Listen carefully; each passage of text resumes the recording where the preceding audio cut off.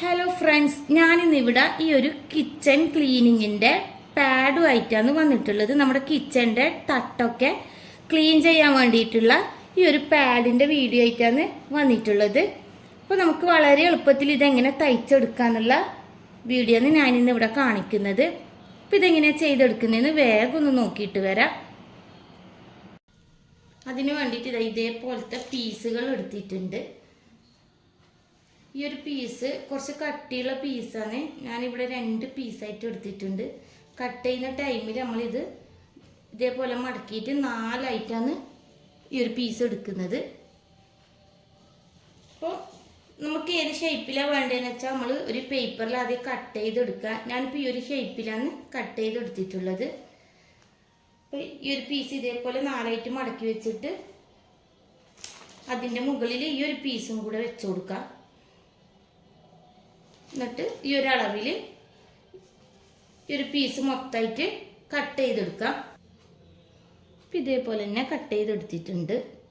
ഇതൊരു പീസായിട്ടാണ് എടുത്തിട്ടുള്ളത്. ഇത് 4 പീസായിട്ട് കട്ട് ചെയ്തെടുത്തിട്ടുണ്ട്. ഇനി ഈ ഒരു പീസിൻ്റെ നല്ല വശം ഉള്ളിലായിട്ട് ഇതേപോലെ വെച്ച് കൊടുക്കുക. എന്നിട്ട് ഈ ഒരു പീസ് 3 പീസ് എടുത്തിട്ടുണ്ട്. എന്നിട്ട് ആ ഒരു 3 പീസ് ഇവിടെ വെച്ചിട്ടുണ്ട്. ഇനി ഇത് ഫുള്ളായിട്ട് ഒരു ഷേപ്പിൽ ഒന്ന് സ്റ്റിച്ച് ചെയ്യാം. ഇനി ഈ ഒരു വശത്തൂടെ ജസ്റ്റ് ഇതേപോലെ ഒരു 3-4 ലൈൻസ് ഇങ്ങനെ വരച്ചു കൊടുക്കുക. ഇതേപോലെ ഇങ്ങനെ ക്രോസ് ആയിട്ട് വരച്ചിട്ട് ഇതിൻ്റെ മുകളിലോട്ട് തന്നെ ഒന്ന് സ്റ്റിച്ച് ചെയ്തെടുക്കുന്നുണ്ട്. ഇനി ഇതേപോലത്തെ ഒരു പീസ് എടുത്തിട്ടുണ്ട്. ഇതിൻ്റെ നീളം 17 ഇഞ്ചിലാണ് ഞാൻ എടുത്തിട്ടുള്ളത്. അപ്പോൾ 1 ഇഞ്ചിൻ്റെ അലാസ്റ്റിക് ഇട്ട് കൊടുക്കാൻ വേണ്ടിയിട്ട്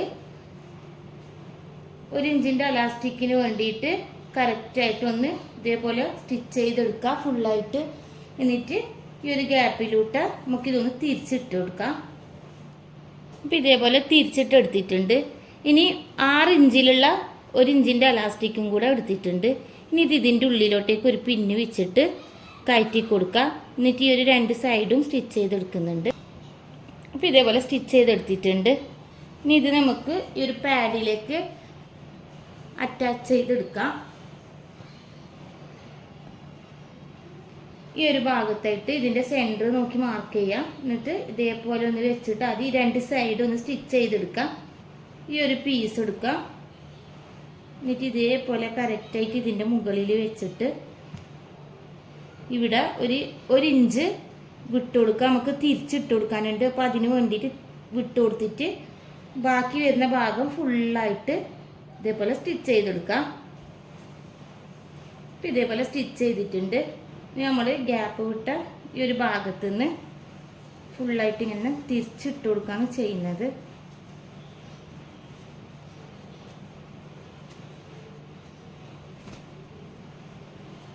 ഇതിൻ്റെ എല്ലാ സൈഡും ഒന്ന് കറക്റ്റ് ചെയ്തെടുക്കാം. നമ്മൾ സ്റ്റിച്ച് ചെയ്ത ആ ഒരു സൈഡ് റൗണ്ടിൽ തന്നെ കറക്റ്റ് ചെയ്തെടുക്കാം.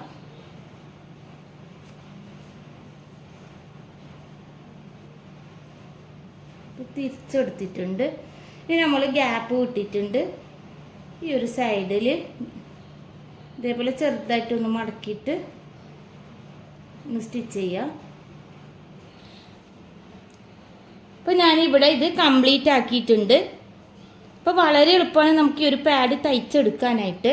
നമുക്കിതിൻ്റെ ഉള്ളിൽ നമ്മുടെ കൈ ഇതേപോലെ ഇട്ട് കൊടുത്തിട്ട് ഇതേപോലെ ക്ലീൻ ചെയ്തെടുക്കാനായിട്ട് വളരെ എളുപ്പമാണ്. നമുക്കിനി ഇത് വാഷ് ചെയ്തിട്ട് വീണ്ടും യൂസ് ചെയ്യാനും പറ്റുന്നതാണ്.